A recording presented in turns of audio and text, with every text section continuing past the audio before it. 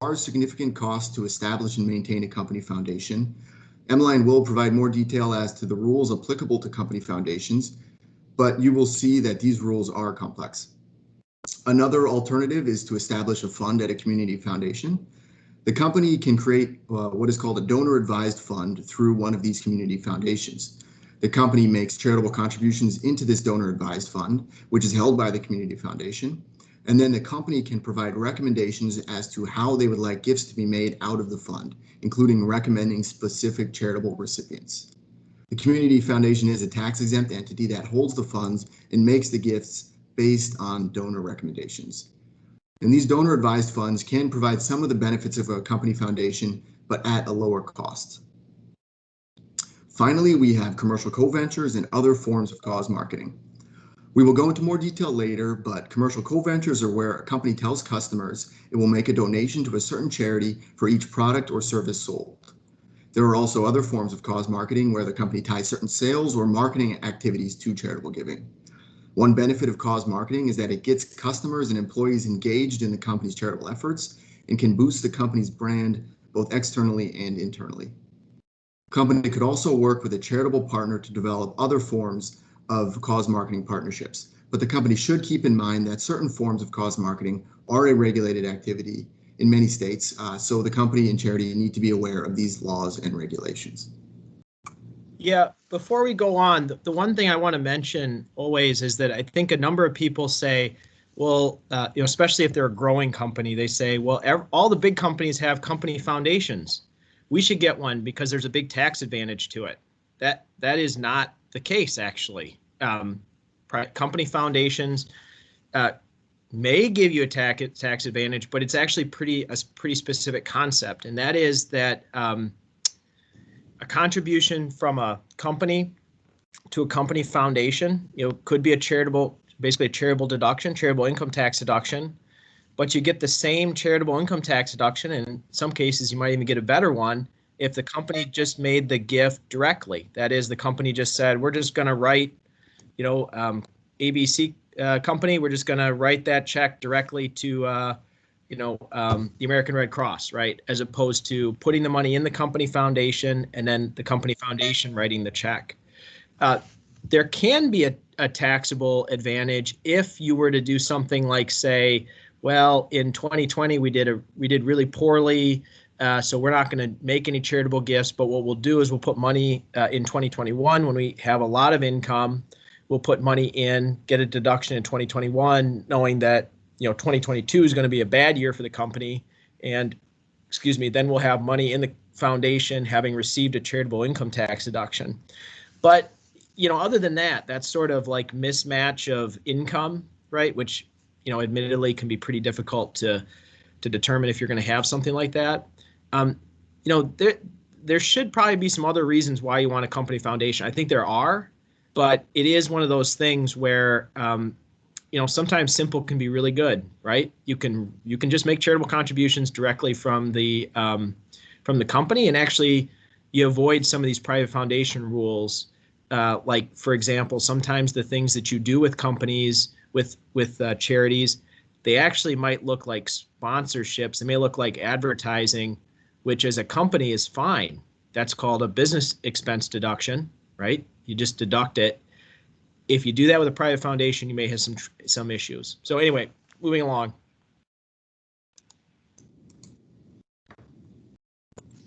All right, so companies are interested in involving employees, customers, and other parties in the company's charitable activities in order to meet the goals we discussed on the previous slides. For example, company employees can volunteer directly in charitable activities. These volunteer efforts could be made in conjunction with a charitable gift from the company. For instance, a company foundation makes a gift to a charity, and then the company plans a few days over the course of a month where the company employees can go to volunteer with the organization. Companies can use a charitable match program. They can encourage employees to make charitable gifts by offering to match gifts up to a certain amount. The company can make it easy for its employees to donate by allowing them to select a voluntary payroll deduction for this gift. And the gift can be on a one-time basis or can be deducted from each paycheck over a period of time. Companies could also contribute a portion of a product sale price to a charity or to the company foundation.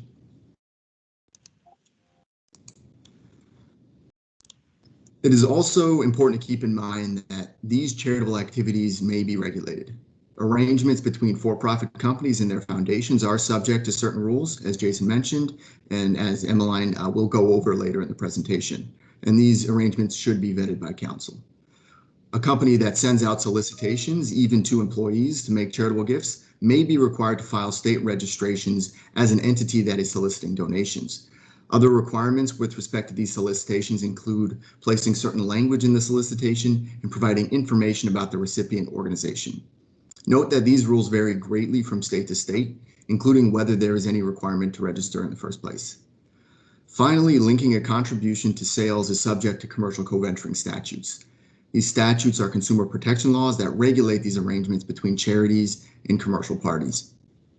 In general, before proceeding with new types of charitable partnerships or other arrangements, it is a good idea to have counsel review the proposed arrangement so they can spot any issues or laws that might apply.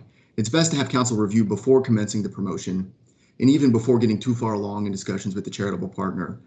This allows the parties to structure the arrangement with these legal considerations in mind. And with that, I'll turn it over to Emmeline to discuss company foundations. Thanks, Ben. So yes, in this part of the presentation, I'm going to talk a little bit about how company foundations should be governed, and then some of the rules that Jason touched on at the beginning that company foundations need to keep in mind as they're operating. First of all, it's important to remember that a company foundation is actually a separate entity, even though it's affiliated with the company. It is a separate corporation.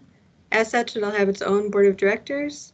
The foundation's directors and officers can be made up of individuals that also serve as the company's directors and officers. We do see an overlap often in company foundations, but the foundation should have separate banking and investment accounts from the company and should also keep separate minutes, accounting, and tax returns.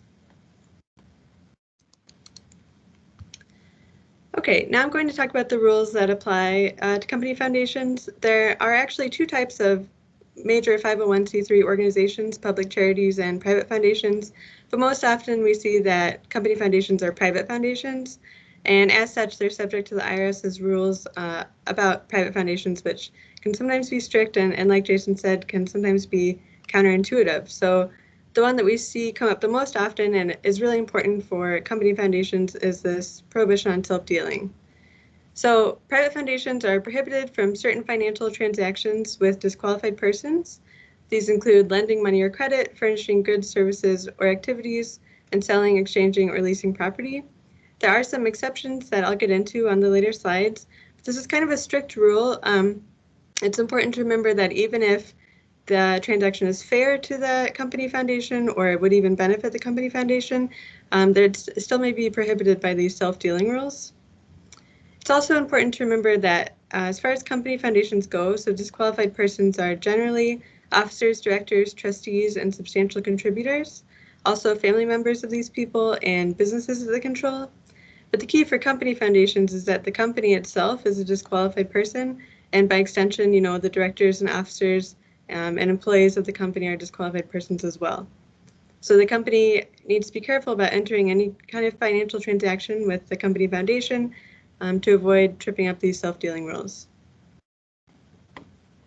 Yeah, it's kind of odd because all of us probably all of you serve on some board of directors at some sort, and you have a conflict interest policy, and if that conflict interest policy came from the IRS or is any standard conflict interest policy that I've ever seen, it will say basically everybody has to write down their conflicts every year, right, and get them approved, right? It'll say, okay, it's a conflict of interest, and maybe you don't get to vote on it, so you're the interested person, and any of your family members don't get to vote on it, but the independent directors get to vote, and then they can approve it, right? That's typically what a conflict interest policy says.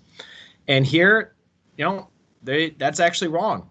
In a private foundation, the independent directors, or you know, the fairness of the transaction, or even the transaction that benefits us of private foundation is just prohibited. And you'd say, why is that? And the answer is because these rules were adopted in 1969. Howard Hughes actually, blast from the past.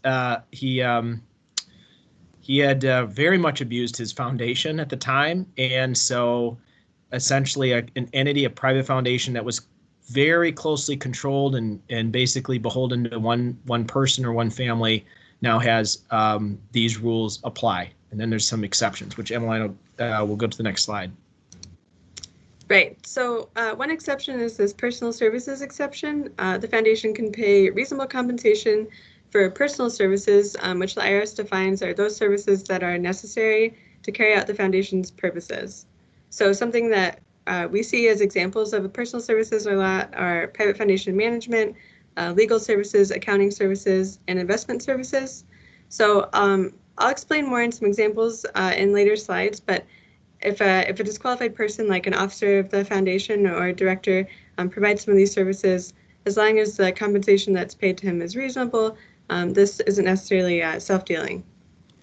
And then, Emmeline, in the company foundation context, it could be something like, you know, the company hires an attorney, pays the attorney, and then the private foundation reimburses, right? Then that would be okay under the personal compensation.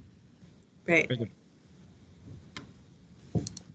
So we do see that a fair amount, like just sharing, like the concept of the company foundation, or the company rather, actually doing the work, like the accounting and that sort of thing.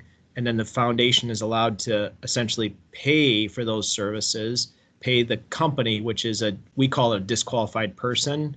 One way to think about it is it's an insider. So these rules apply to the disqualified persons. That's a specific definition, but it's basically the, you know, officers, directors, key employees, and then also substantial donors, which is going to be your company.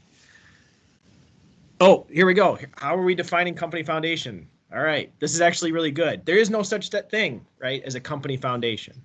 So when in the tax code, right? So a company foundation in what I would say, or what we're trying to address here, would be, you know, you have a for-profit company, right? Something that you guys would work for. I think that's kind of most of the people in the organization, although some people may work for 501c3s, period, right?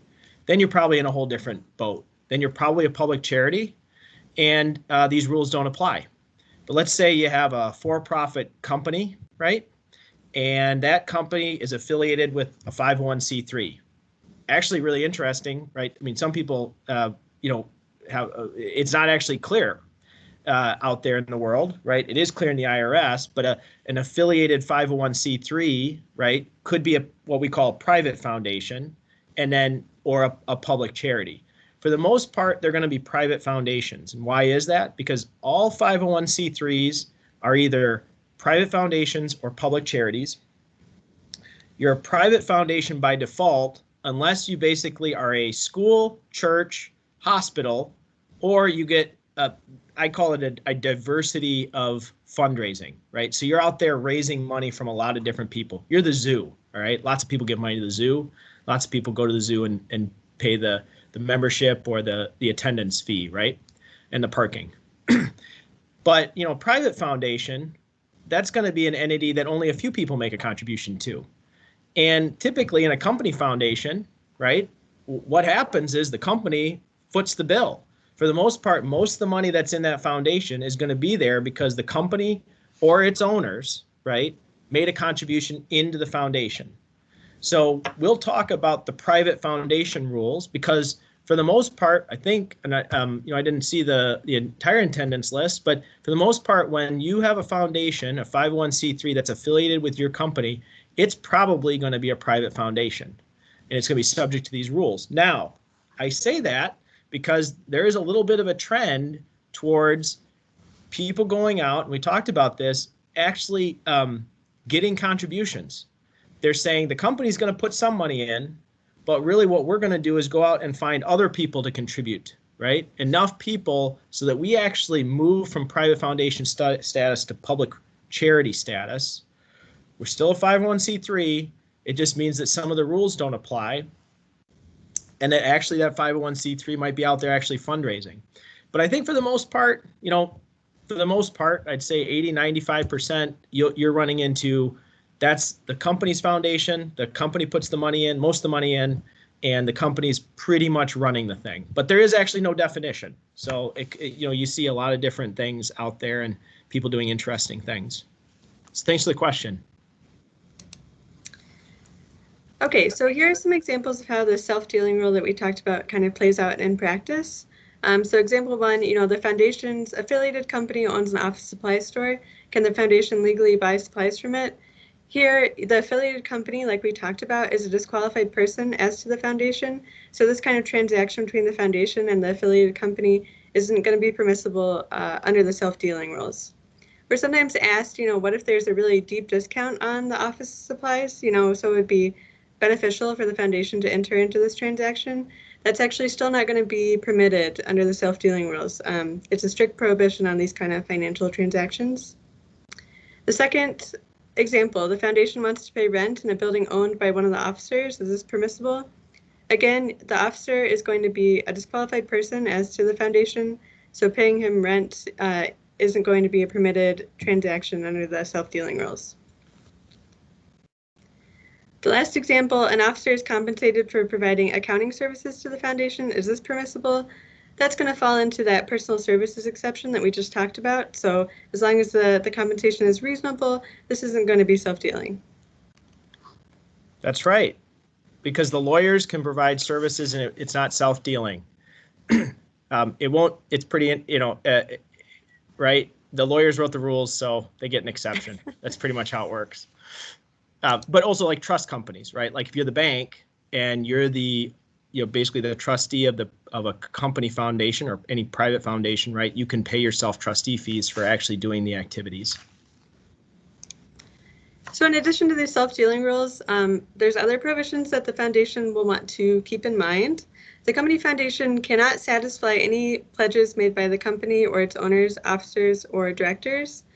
So if the company does want to make a pledge, it should make very clear on the pledge agreement or whatever paperwork is being filled out that the pledge is being made on behalf of the company or its owner, officer, or director. And likewise, if the foundation wants to make a pledge, then it should be made very clear that the pledge is being made on behalf of the foundation, not the company.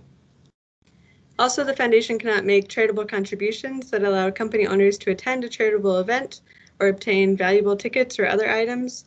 I'll get into this in more detail in some examples, but the rules are in place here to make sure that the company foundation isn't offering any kind of private benefit to the company or its officers or directors. So these kind of charitable contributions that allow company owners to have something in return should be avoided. However, the company can receive recognition related to foundation grants. So the IRS sees this kind of intangible recognition as an incidental or tenuous benefit. So that is permitted. And we see this where a grant recipient received a grant from the company foundation can recognize the company in its annual report or on its website or on a recognition plaque or on the name of a building. And in addition, the foundation can use the company's name and logo. So this goes back to, although the company foundation is a separate corporation, it is affiliated with the company. And so use of the company's name and logo is permissible.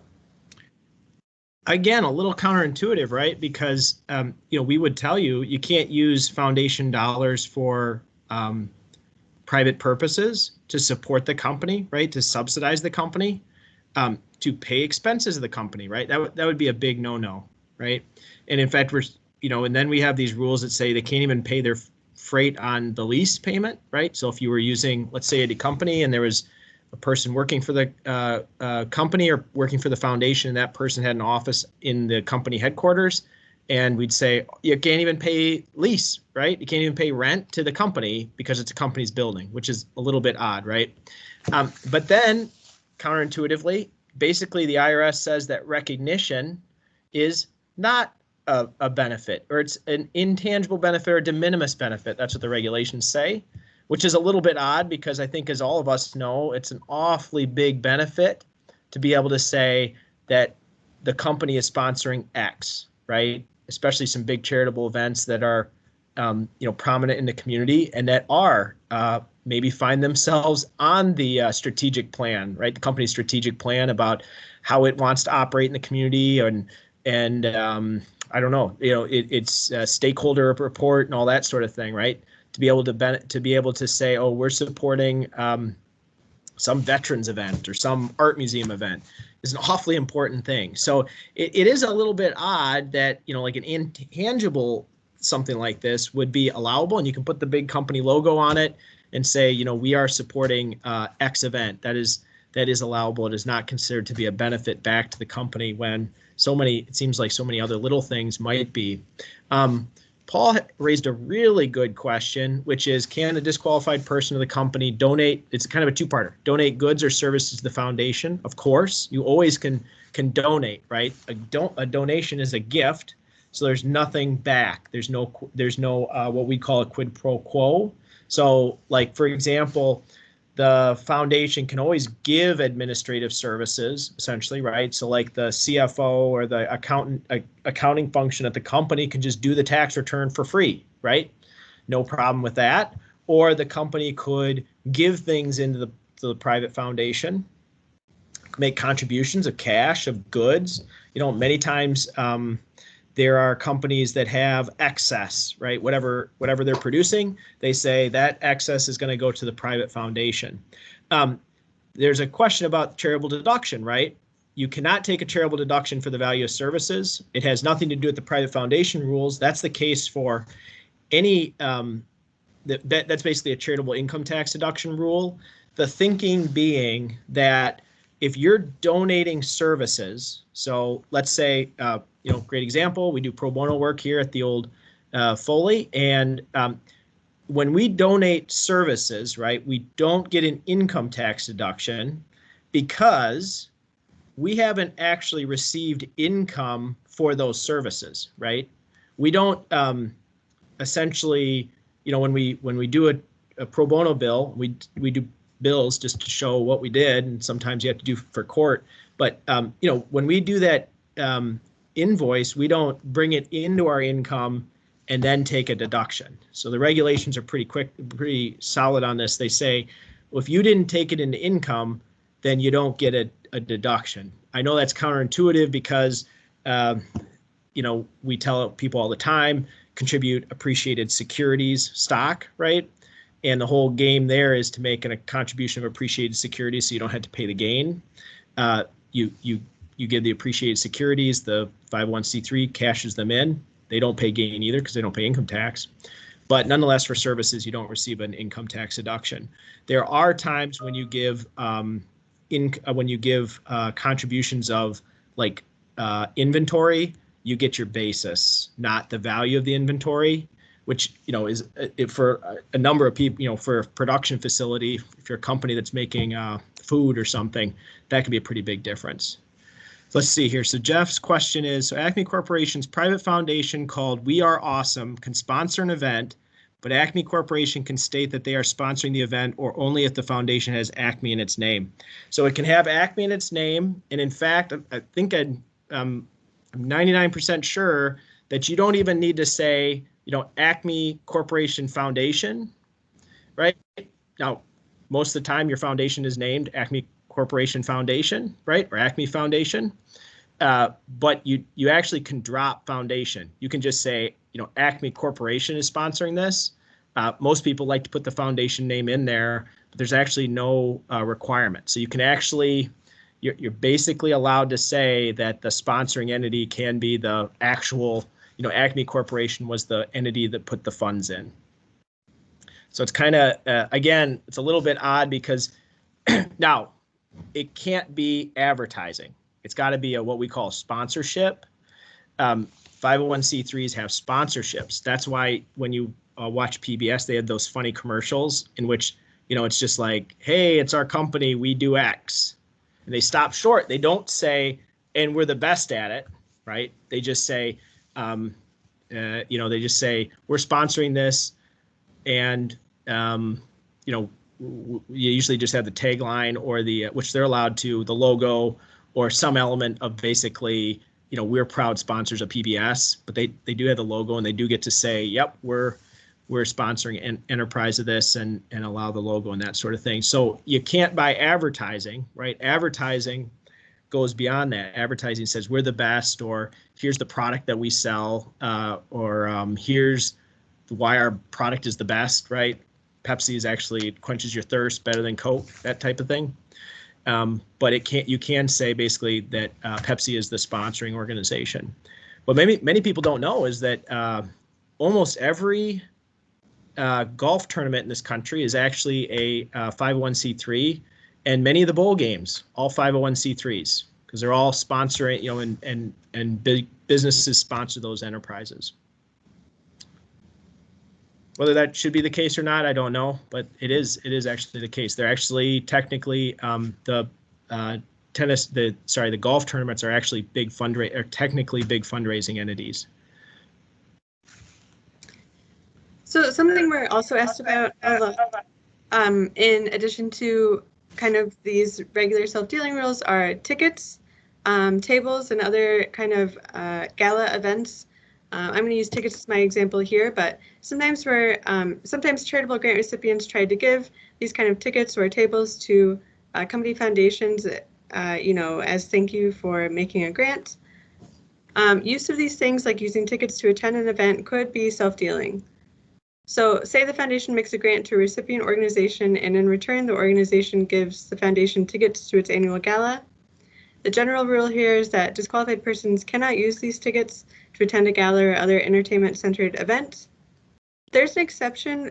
It's called the reasonable necessary exception here. When a director or officer attends an event in their official capacity with the foundation and their attendance is considered reasonable and necessary for the performance of the private foundation's charitable purposes.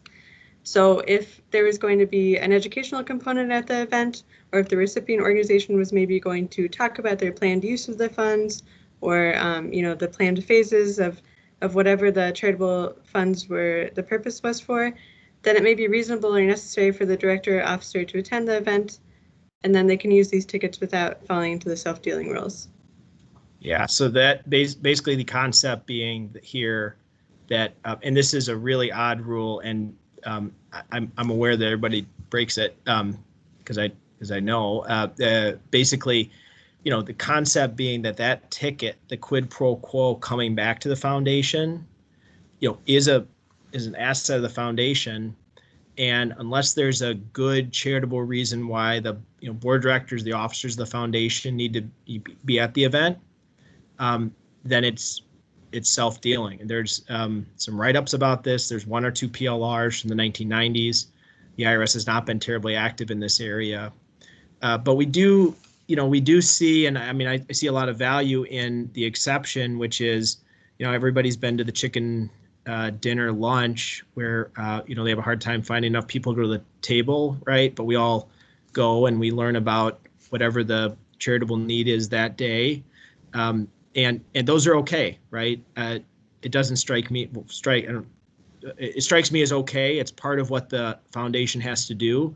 Many of you work for companies who, they are leaders, and if they are not leading us in the community, then we have a big problem. So that's part of what your foundation is out there doing. It's being part of the United Way. It's showing leadership in that way by just being there, because if those companies, the companies you work for, if they aren't there, then we will have a problem in our community. So, but it is odd. It is an odd thing, because what you do have is a number of foundations give big dollars to, and then they get tickets back for, the gala. And, if it's especially a fun gala that everybody wants to go to, that's a little bit different, right? There's not as much need to be there.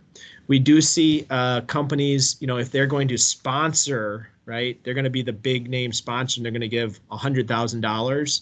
They will sponsor it. They can sponsor it from the foundation, right? Because we just said that's okay. Use the name, and then they'll use company treasury funds to make the gift for the table, and then pay for the table or the gala tickets that way.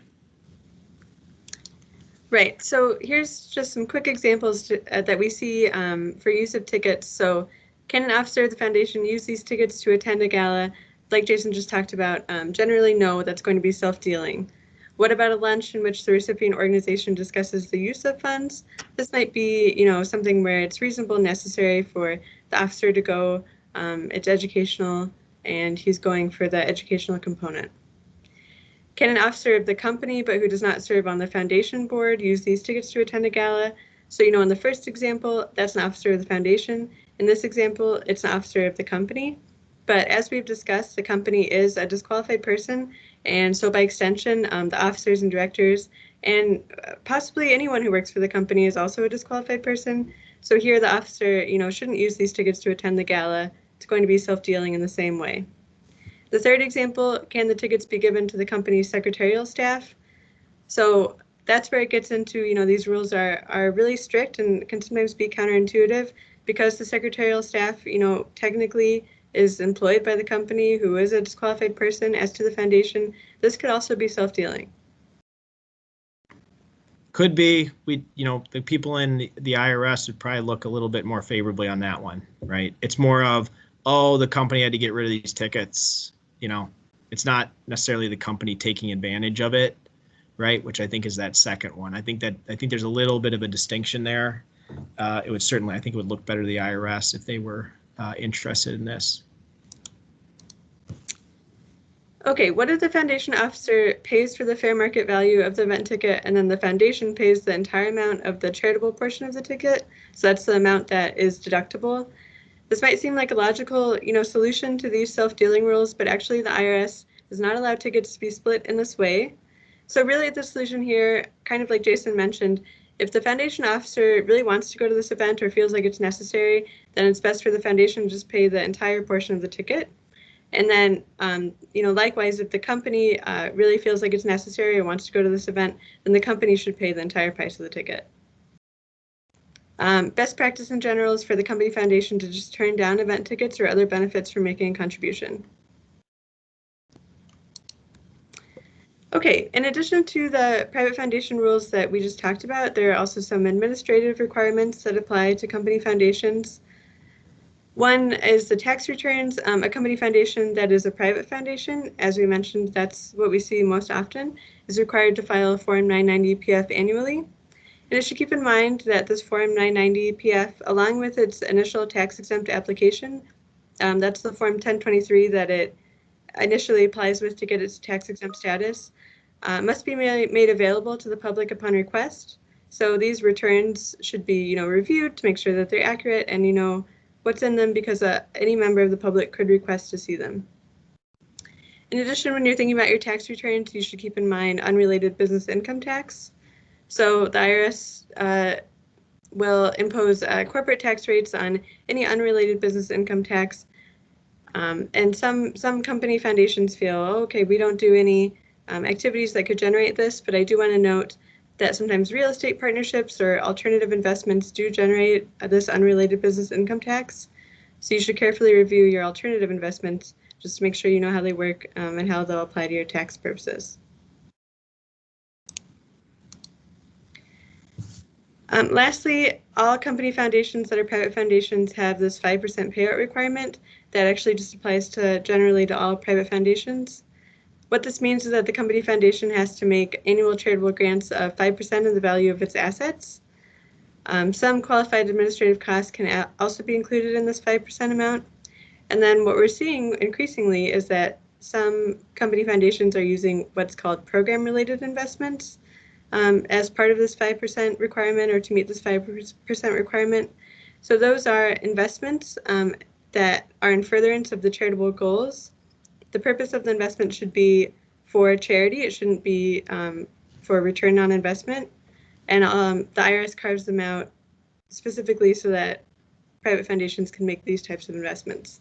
I'll talk about this more in the next section when I talk about general grant-making activities that company foundations engage in. Okay, so company foundations often make general grants, but there are different types of grants that company foundations can engage in. First of all, many company foundations make grants to other Section 501c3 organizations. So if these Section 501c3 organizations are public charities, then these kind of grants don't require any additional follow-up or paperwork. However, if the grants are to other private foundations, then these kind of grants do require additional pre-grant inquiry and follow-up.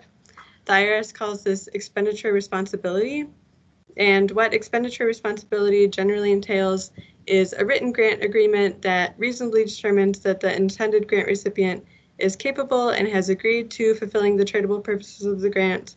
The agreement often includes spending and reporting responsibilities. The company foundation should include reporting from the grant recipient to make sure that the progress or the grant funds are being used in the way that they're intended. And they should have the recipient organization agree not to use the grant funds for any prohibited activities that could get the company foundation in trouble with the private foundation rules. Company foundations may also make grants to non-Section 501c3 organizations. So these are those private or program-related investments, that I talked about in the previous slide. These require expenditure responsibility similar to grants to other private foundations. But as long as these grants are made for the purpose of charity rather than an investment return, the IRS carves them out from what's called the jeopardizing investment rule, which is a private foundation rule that prohibits companies from making any investments that might prohibit their ability to carry on their charitable practices. I saw, yeah, these just don't come up very often. The last time, I mean, the big thing that people were interested in the last time was the DNC. So a number of company foundations wanted to make grants to the actual, not the Democratic National Committee, but to the convention entity. And so that was on that's actually it's not a 501c3, it's a 501c6. But they were able to do it using this provision. So it'll come up like in a blue moon. I'd say most company foundations are just writing the grants to C3s. The blood center or whatever, like a zoo. Other types of grants that company foundations could make are grants to individuals. So we often see these mostly for scholarships. They can also be made for travel or study. The key to these types of grants is that the IRS has to approve the terms of these programs in advance. So if a company foundation knows that it wants to make these kind of grants or wants to have a scholarship program when it forms, then it can apply during its initial application. If it decides later that it wants to implement these kind of grants to individuals, then that's just another application to the IRS.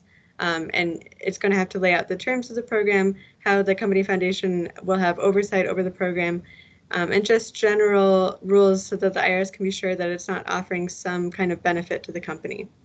In a similar vein, the foundation can offer scholarships for children of the company's employees. These scholarships must have the general pre-approval that I just talked about. They also must meet a stricter set of guidelines. They can't be used for recruiting purposes. The selection must be made by an independent committee. The selection criteria should be established so that the IRS can see that the selection is made on an objective basis. The scholarship shouldn't be conditioned on the parent's continued employment or their status at the company. The scholarships can't be limited to only those subjects that would benefit the employer, and then the IRS imposes certain percentage limitations on these scholarships. Again, all of these rules are really just to make sure that the scholarship program isn't offering some kind of private benefit to the company, but is truly a charitable program.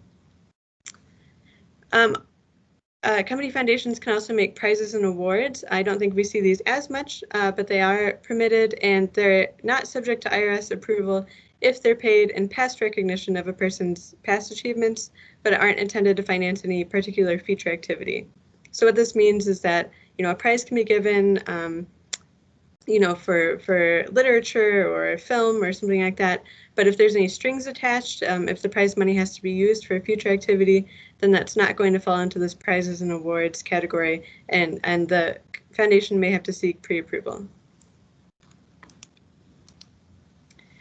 Finally, a company foundation can make disaster assistance grants to employees. So for qualified disasters, that basically means a federally declared disaster. Company foundations can make these grants directly to their employees that are affected. There are some additional requirements here. The payments have to constitute a charitable purpose. They need to be permitted by the foundation's governing documents. The grant decision should be made using a selection committee that's independent from the employer and has, objective and independent ways to make the selection, and the selection should not implicate a self-dealing or a private benefit rule. These grants should be for employees that are impacted by disasters, and so shouldn't be tied to performance or position in the company. And so we had a lot of questions and continue to have questions of companies wanting to use basically their private foundation to make grants to their to people impacted negatively by COVID, and that's allowable. It's allowable. Emmeline and I wrote a little article on Foley.com about it, but it is allowable so long as you do some take a certain approach, but including making sure that it's not really about paying the executives. This is really about making sure that people who have need are being taken care of. But that was a pretty popular thing, especially right at the beginning of the epidemic. Okay, so assuming there's not any other questions that popped up, I'm going to pass it back to Ben to talk about commercial co-ventures and cause marketing.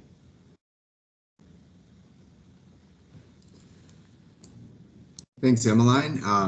So we'll finish up the presentation with kind of our last part here on commercial co-ventures and cause marketing. So what is a commercial co-venture? An example of this is Company X will donate $5 to Charity Y for each hat sold during the month of December. And I'm sure most of you have probably seen this before.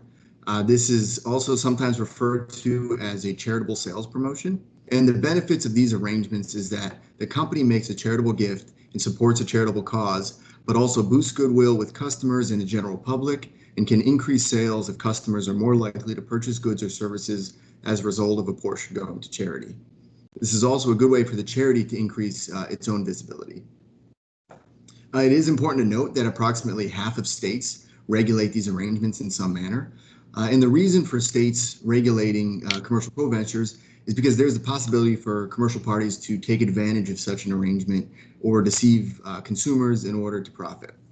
So states were worried in enacting these statutes. They were worried about issues such as the commercial party promising a donation to the charity without specifying how much, a company not specifying the length of the promotion or a maximum cap on proceeds that will go to the charity, such that the consumer thinks a portion of their purchase is going to charity, but the company's contribution cap or time limit has expired, or just blatant misrepresentation about actually giving the money to charity, or companies using other deceptive trade practices in this area.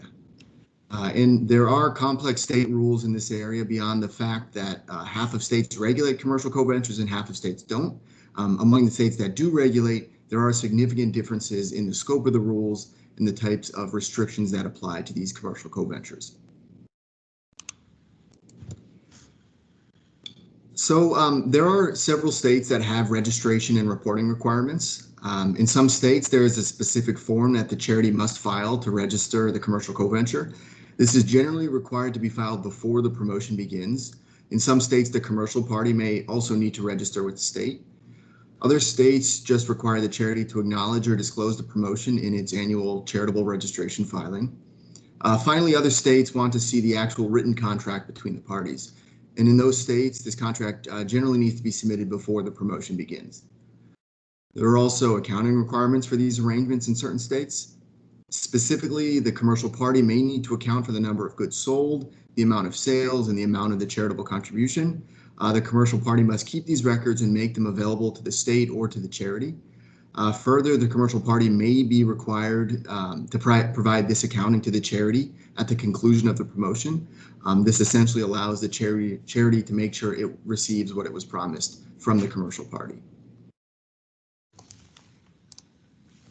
So another area of regulation is that certain states require a written contract between the parties and also require specific provisions to be included in this contract. These required provisions include language specifying the length of the promotion, any maximum donation amount, the percentage or amount per good or service that will go towards the charity, or the geographic area where the promotion will occur. And there are other requirements as well that can get fairly specific for some of these states. And it is recommended to have counsel review these contracts well in advance of the promotion so that they can make sure the required language is present and the agreement is filed with the state as necessary. Certain states also require specific disclosures in any advertising materials relating to the co-venture. So states want to make sure that advertising materials contain enough information for the consumers to understand the promotion.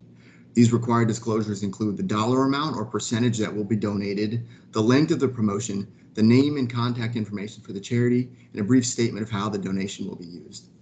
The idea here is that the states want consumers to know whether and how their purchase will support a charity. For instance, states don't want consumers to buy a product under the impression that a portion will go to charity if the promotion actually ended a month ago. There are challenges in meeting these disclosure requirements as well. If there is an advertisement on a company website, social media, or other formats, some commercial parties will decide to include a link to a page that includes the required terms, because it's often difficult to provide all this required information, all this language on the advertisement itself.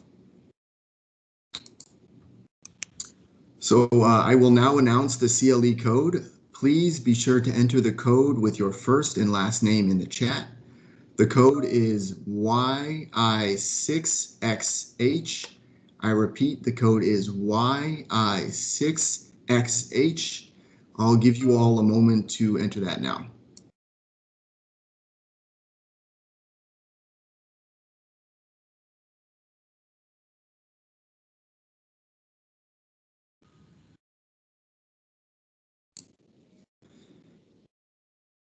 Okay, let's move on. So now I'll talk a little bit about other forms of cause marketing.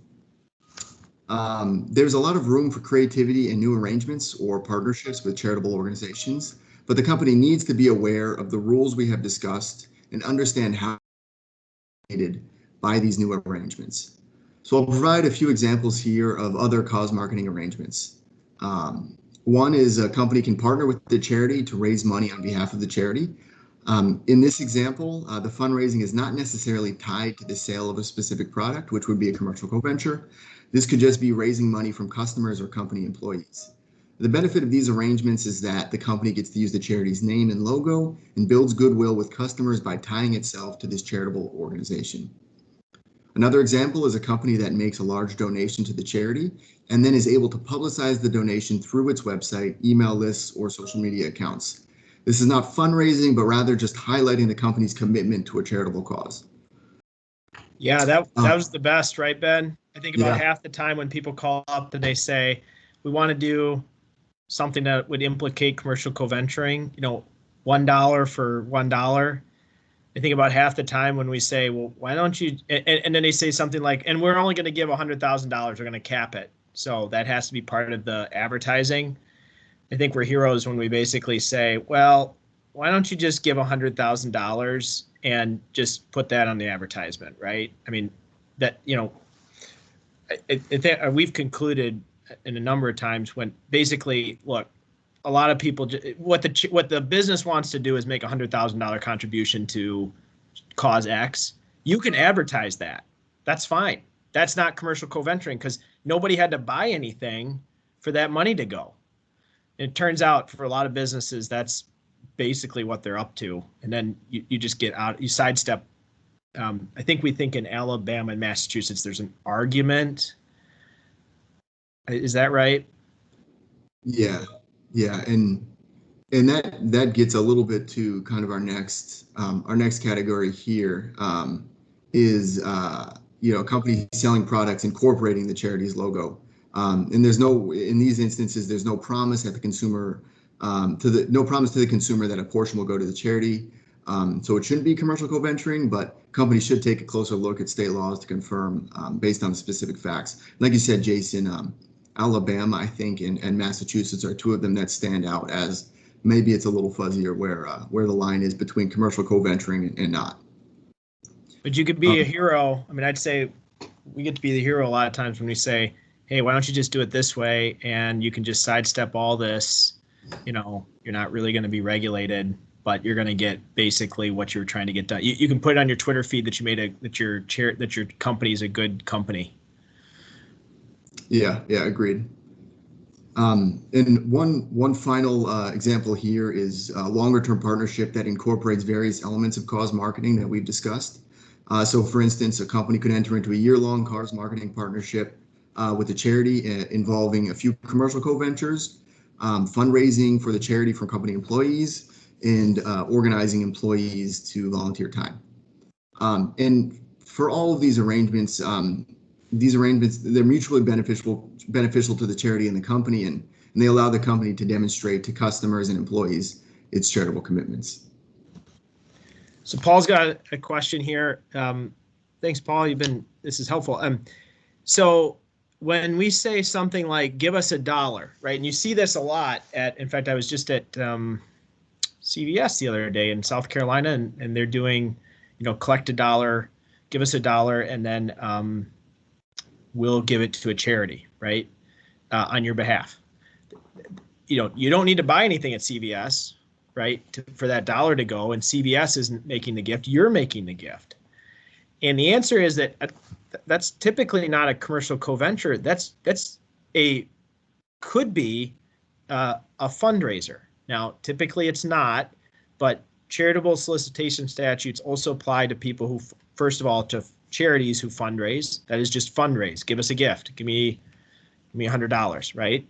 Or fundraisers. So under various state laws, there's fundraisers who take custody of funds, and then fundraisers who don't take custody of funds. And you have to look at the state law particularly to see, are you going to be in that role where you're actually a fundraiser, right? And because you're a fundraiser, and so typically fundraisers have to be paid for their services. So that's a number.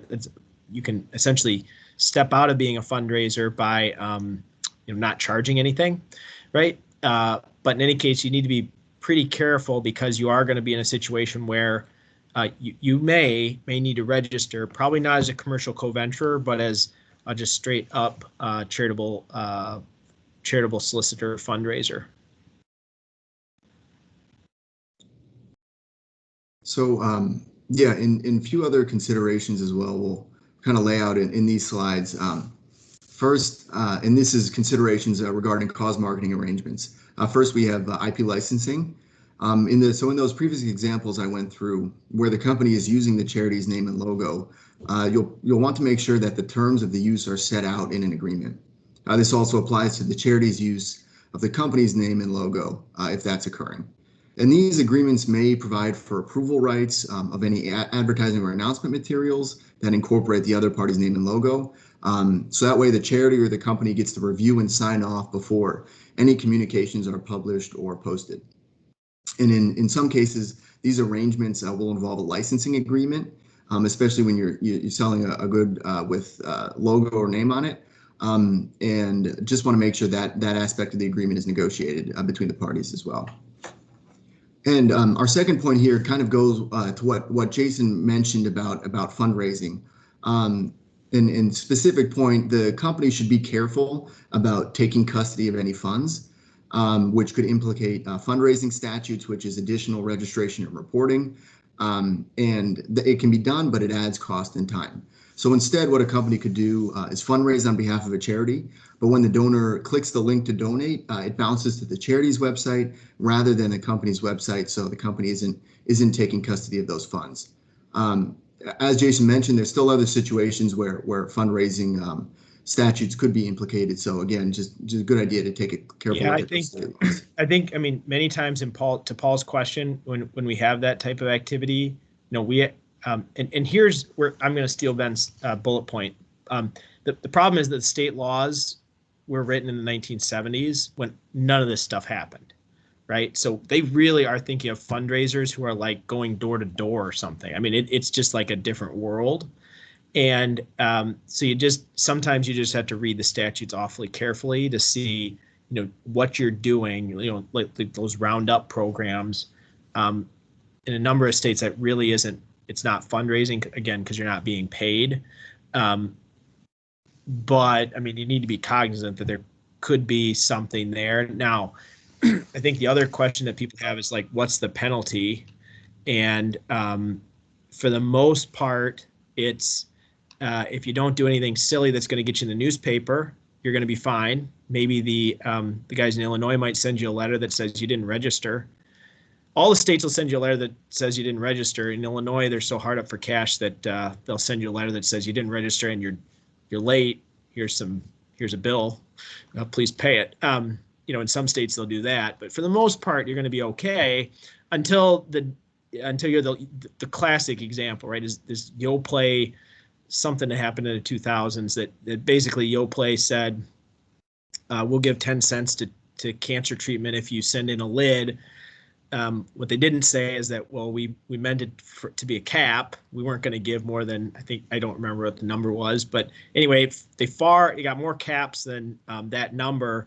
Didn't tell anybody about it, and the attorney generals, being the attorney generals, right, found out about it, and it was a problem. So that's the kind of thing you want to avoid, right? These are consumer protection statutes. They're not necessarily tax statutes. They're not tax statutes, right? And consumer protection statutes are often at play when there's some sort of deception against the public, right? And so you have to be careful. I'm not sure you're going to get into, the technical faults here. I'm not sure if you're going to get into too much trouble, but if you've done something that looks a little sour in retrospect, then the technical faults are probably going to matter. But it's a different story as opposed to, a tax return that you're necessarily filling out. Right. Yeah. And kind of just this last bullet point here, and echo something Jason mentioned, is just these the statutes don't contemplate all forms of cause marketing. And right, a lot of these statutes were written before the internet, before social media, thinking about radio, TV, or print advertising. So there's some disconnect between the state rules and the reality of cause marketing, especially when we get into new forms of it. And some interpretation of these state rules is required. And beyond that, when we have these new forms, they don't really fall neatly into the categories that are laid out in the statutes or under state rules. So it's important to work with counsel, spot the legal issues, and make sure state reporting and compliance is covered before beginning the promotion or partnership.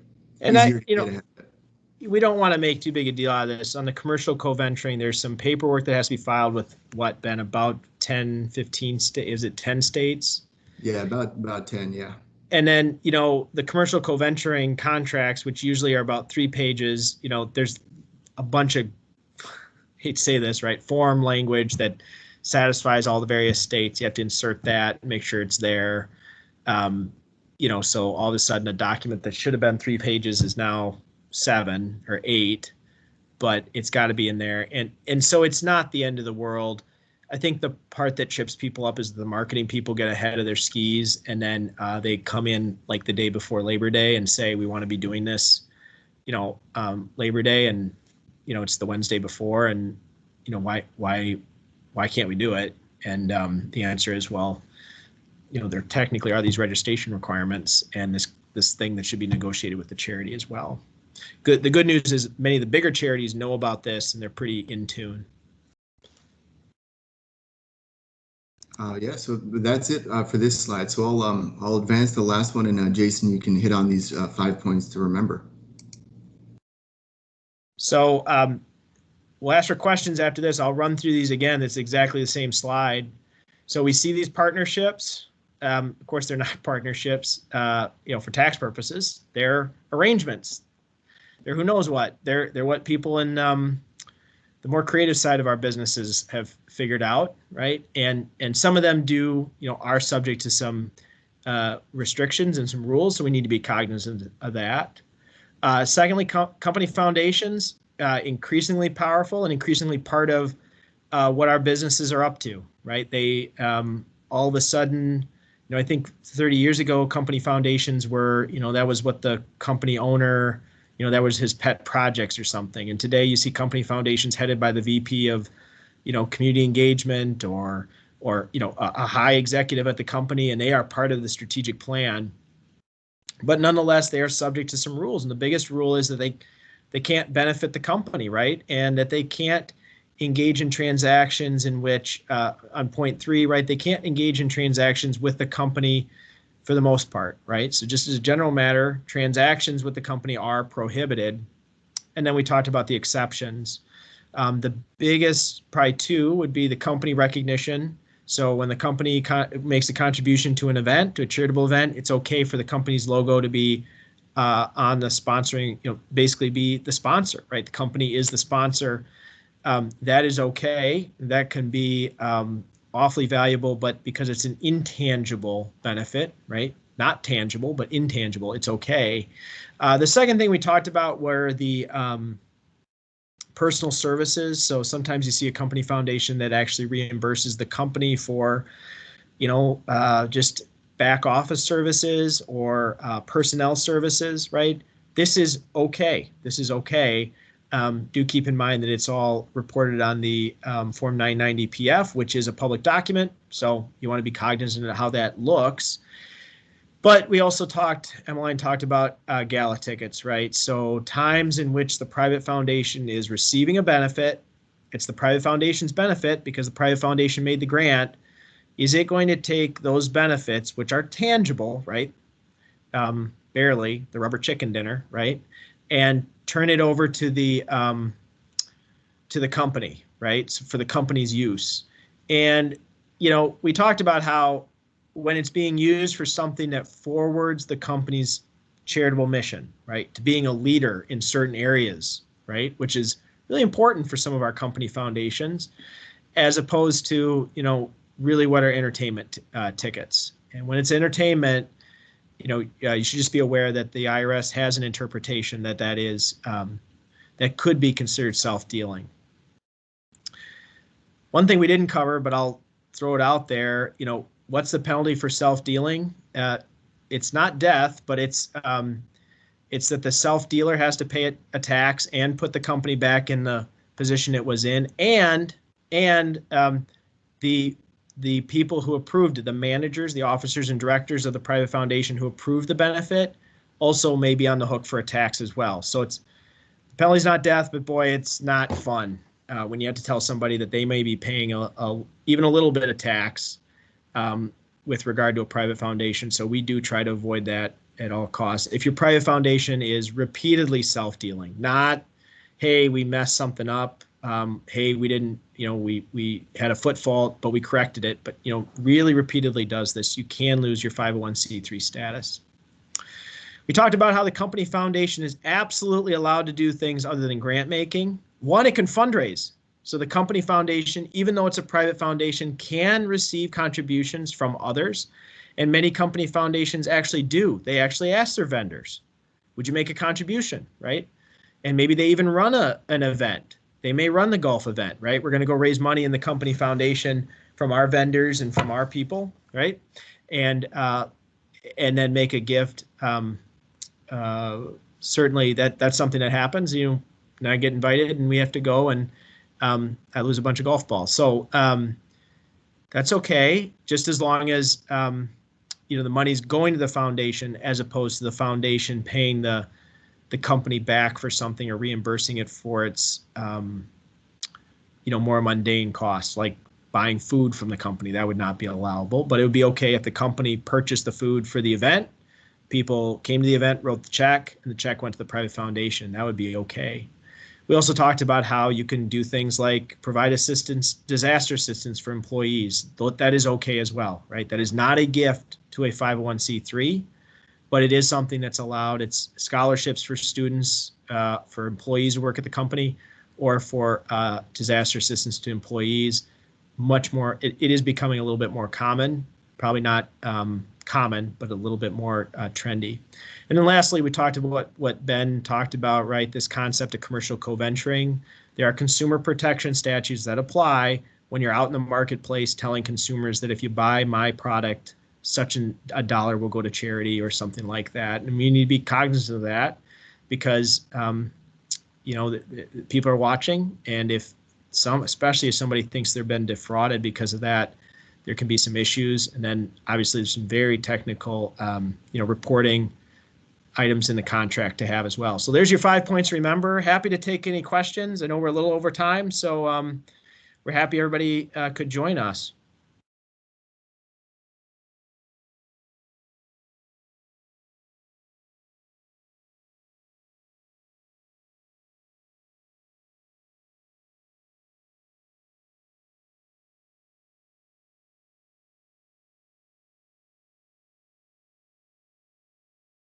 Well, Casey, and Mary, are we? It looks like we don't have any questions. No questions. It was all very clear. So thank you everyone for attending. Again, if you have any questions about CLE credit, feel free to shoot me an email at any time. Thanks, everybody.